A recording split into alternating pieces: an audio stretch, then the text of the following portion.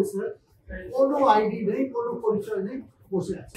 এইভাবে এটা সংবিধানে রক্ষা হচ্ছে না। আমাদের খবর আছে যেই মুহূর্তে স্ট্রং রুম থেকে বেরোবে মেশিন, রাস্তায় এনিথিং মে হ্যাপেন। গতকাল যে বুথ ফেরা সমীক্ষা দেখানো হয়েছে, এরপর তো শাসক দল আরো ঘাবড়িয়ে গেছে, আরো মরিয়া হয়ে গেছে। ক্যাজুয়াল স্টাফ, নন পার্মানেন্ট স্টাফকে ভোটে কাজে ব্যবহার করা যায় না, এটা নিষেধ আছে, এরা মানবে। ওদের ডেজিগনেশনের সামনেও লেখা আছে ক্যাজুয়াল, তা সত্ত্বেও ওদের নাম তোলা হয়েছে কালকে কাউন্টিং এর জন্য। তার মানে এরা নিশ্চিত এই ধরনের যদি সোজাসুজি বলি চিকিং না করে অন্তত পুলিশের ভোট বাঁচান, সেটাও রক্ষা হয়নি। পুলিশের ভোট অন্য কেউ দিয়েছে। নমস্কার। নমস্কার। নমস্কার।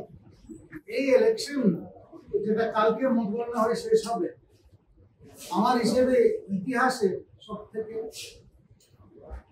লম্বা পর্যায়ের ইলেকশন। 7 দফা শুধু না, গতবারও 7 দফা ছিল, কিন্তু এবার যে প্রথম দিন থেকে আগামীকাল যে শেষ হবে, সব থেকে লম্বা। আজকে যেটা জানা গেল, যত মানুষ সারা দেশে মতদান করেছে, আমরা যদি পুরো পৃথিবী হিসেবে দেখি, তো পুরো পৃথিবী যত গণতান্ত্রিক দেশ, তাদের যত ভোটার, শুধু মতদান যত ভোটার, তার সংখ্যার যদি তুলনা করি 1.5 গুণ আমাদের এখানে যারা অ্যাকচুয়াল ভোট দিয়েছে। এটার জন্য আমরা ইলেকশন কমিশনকে সাধুবাদ জানাই, যেভাবে পুরো দেশে ভোট হয়েছে।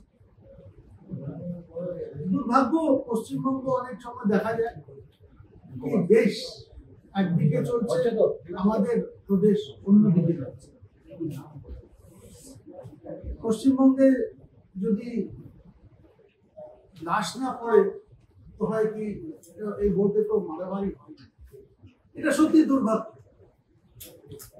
এইখানেও আমরা দেখেছি গতকাল একজনের হত্যা হলো, আরেকজনের হত্যার খবর আছে, কিন্তু যতটুকু জানা যাচ্ছে মৃতদেহ পাওয়া যাচ্ছে। আজকে ভারতীয় জনতা পার্টির ডেলিগেশন আমার সঙ্গে আমাদের অ্যাডভোকেট শ্রী লোকনাথ চ্যাটার্জি এসেছিলেন। আমরা সিও সাহেবের সঙ্গে অনেকক্ষণ কথা বললাম। মত গণনা নিয়ে আরোরা কার্যত ডিএম কিংবা এডিএম, ক্যাজুয়াল স্টাফ, নন পার্মানেন্ট স্টাফকে ভোটে কাজে ব্যবহার করা যায় না, এটা নিষেধ আছে, এরা মানবে না। এখনো আমাদের কাছে লিস্ট এসেছে, আমরা লিস্ট তুলে তুলে দিয়েছি, যেখানে ক্যাজুয়াল,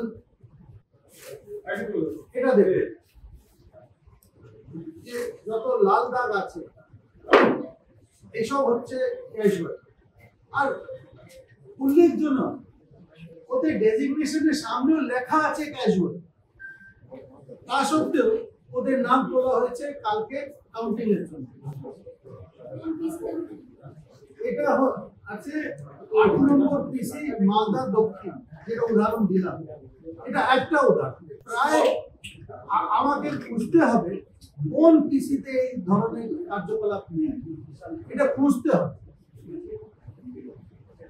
তার মানে এরা নিশ্চিত এই ধরনের যদি সোজাসুজি বলি চিকিং না করে উচিত। আজকে আমরা জানি যারা ক্যাজুয়াল স্টাফ, ওদেরকে দিয়ে আপনি যাই ইচ্ছে করাতে পারেন, ওদের উপর তো কারোর কিছু চলে না, ভোটের পর ওদের চাকরি চলে যাবে।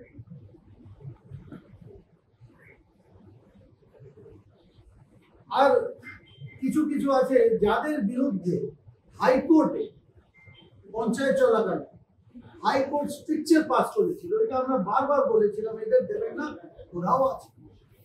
এসব দেখুন, এসব পিছন থেকে লাঠি ধরাচ্ছে একটি সংস্থা, বেসরকারি সংস্থা, যার নাম আপনারা সবাই জানেন, আমি বলে দিচ্ছি, নাম হচ্ছে।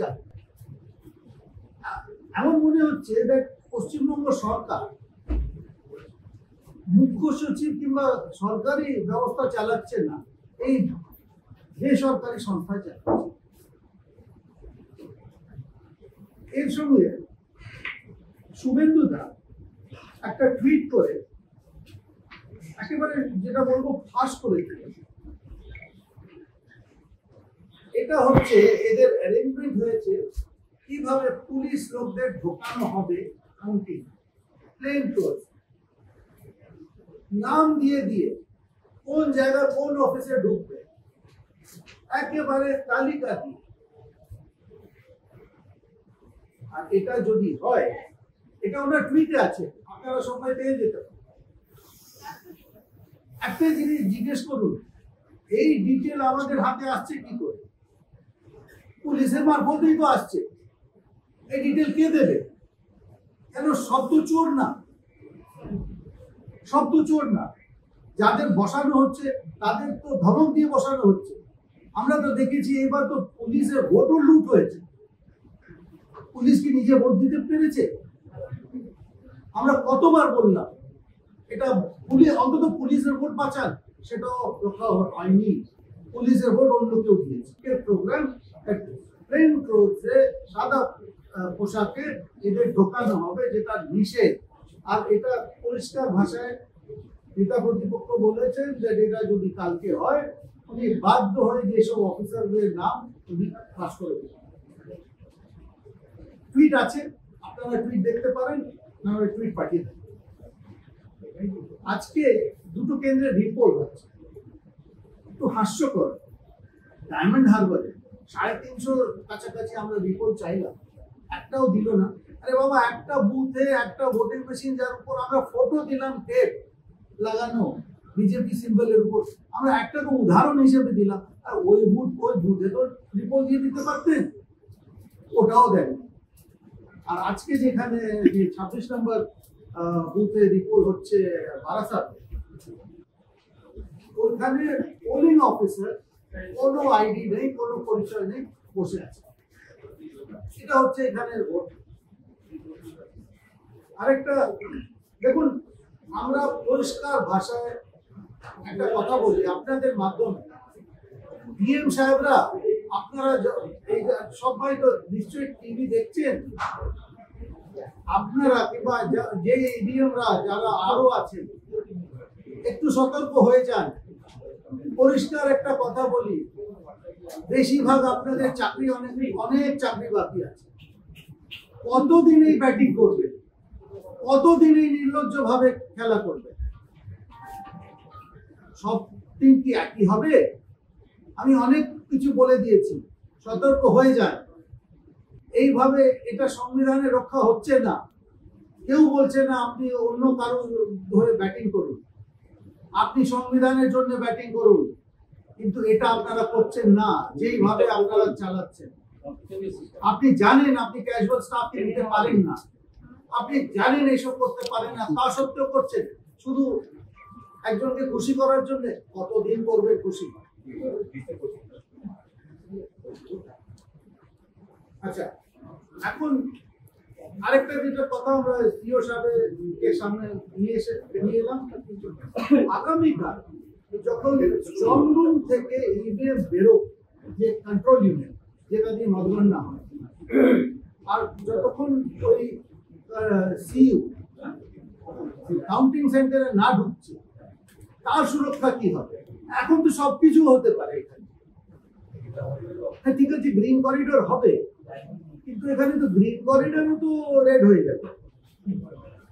আমরা এটা পরিষ্কার ভাষা ওনাকে বলেছি, সাহেব এটা নিশ্চিত করা আপনার দায়িত্ব, তাহলে আমাদের আশঙ্কা। আমি একটু খুলে বলি, আমাদের খবর আছে যেই মুহূর্তে স্ট্রং রুম থেকে বেরোবে মেশিন, রাস্তায় এনিথিং মে হ্যাপেন। বিশেষ করে গতকাল যে বিভিন্ন চ্যানেলে বুথ ফেরা সমীক্ষা দেখানো হয়েছে, এরপর তো শাসক দল আরো ঘাবড়িয়ে গেছে, আরো মরিয়া হয়ে গেছে। এটা হচ্ছে আমাদের আজকের সব বিষয়। আর আমরা আরেকটা জিনিস কমিশনকে বলেছি, এটা দিল্লিতেও বলেছি, এখন তো পোল শেষ হয়নি, ফলাফল আসেনি, মারামারি আরম্ভ হয়ে গেছে।